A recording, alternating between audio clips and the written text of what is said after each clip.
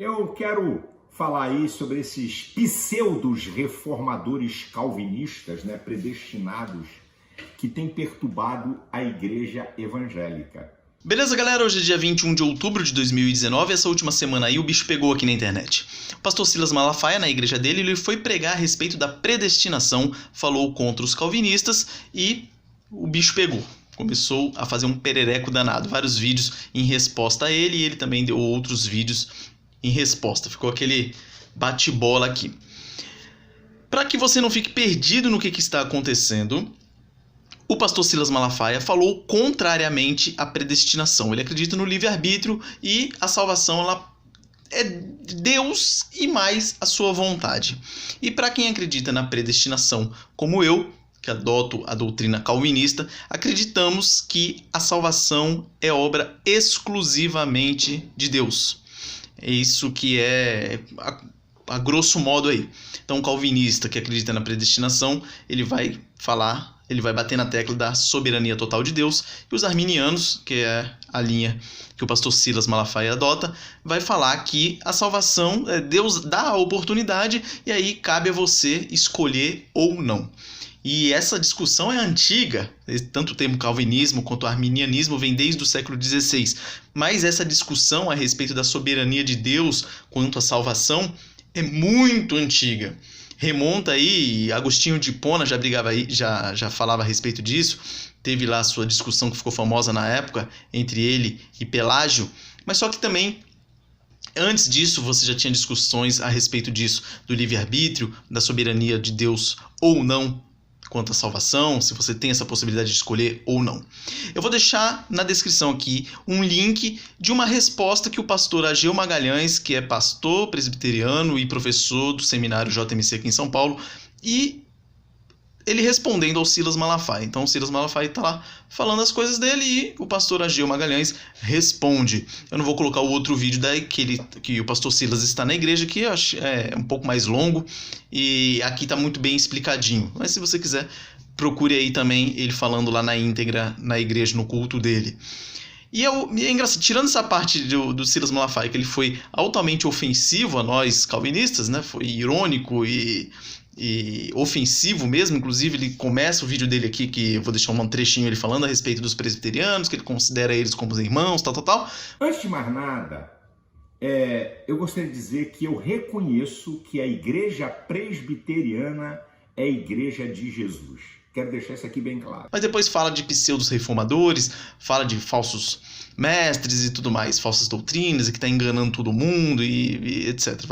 E despenca aí um monte de coisa. O que eu acho interessante é como é que tem pentecostais seguindo essa raça.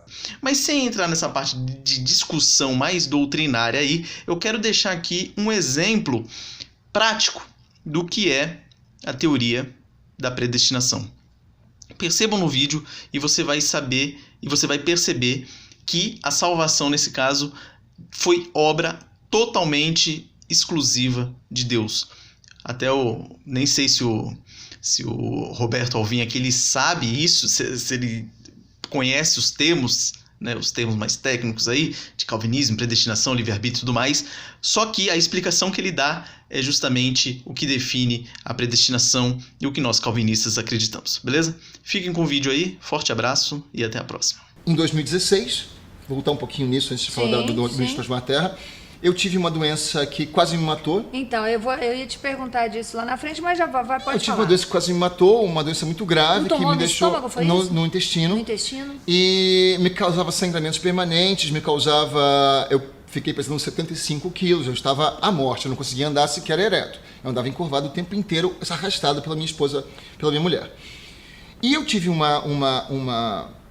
a babá do meu filho, na época, ela entrou no meu quarto, um dia que eu estava chegando do hospital às 10h30 da manhã, exausto, porque eu passava as noites inteiras no hospital, entubado, com remédios e babá, um tratamento que não estava dando resultado.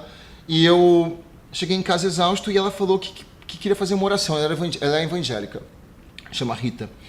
E eu era ateu convicto. E falei para ela, sai do meu quarto, senão eu vou jogar um sapato em você. Eu estou a noite inteira no hospital. Eu quero dormir.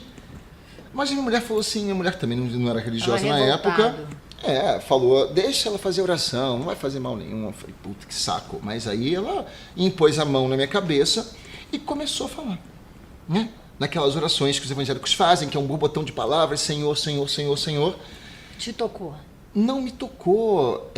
Eu senti uma energia, eu não acreditava. Quando você fala assim, nossa, a crença pode fazer milagres. Não tinha nada a ver com crença, porque eu não acreditava em nada. Sim. Eu era um pecador, miserável, abjeto e não merecedor dessa graça de Deus, em absoluto. Porque minha vida era uma vida completamente desregrada. Eu usava uma quantidade de drogas que matariam um ser humano comum. Bebia uma meia garrafa de uísque por dia e 17 cervejas em lata. Eu tinha uma vida completamente promíscua, apesar de ser casado. Eu tinha uma vida completamente desregrada, uma vida completa, assim, estava no colo de Satã. Muito bem, sem acreditar em coisa nenhuma, eu senti uma energia, uma luz dentro de mim, eu levantei da cama e não sentia mais nada. E no dia seguinte, fui no hospital e já não tinha mais nenhum sintoma e nunca mais apareceu. Um milagre. Um milagre. Um milagre para uma pessoa que não merecia aquilo. Para um miserável que não acreditava em porcaria nenhuma, que debochava o tempo inteiro de Deus. Então aí eu tive uma conversão ao cristianismo, uma conversão brutal, uma conversão violenta.